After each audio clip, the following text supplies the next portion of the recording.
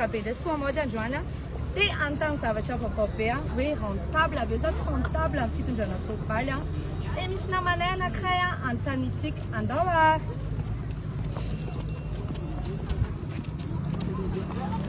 salama toko iza moa ny raha ramoseka tsy madisy Monsieur Tiro tompoko. Ie, fa le mampatatra monsieur Tiro dia za soa mode dia naiky antany ramosea androany hoe rentable aveo za tsy rentable ny fitondrana soavaly dia mahavelona aveo za tsy mahavelona le izy Rentable izy ka mahavelona soamantsara mihitsy.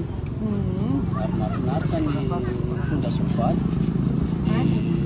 Za zany manentana ny olona rehetrarehetra. Na ny avy any atsimo na ny avy any avaratra, ny avy any atsinanana. Sy tokony eto ampovoan-tanàna. Mitaingina soavaly daholo.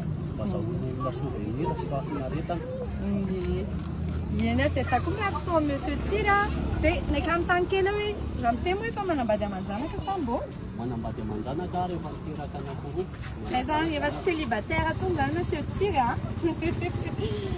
zay zany dia miaro soa monsieur Tiro dia hello dia maso daholo bisous tout le monde Bye bye.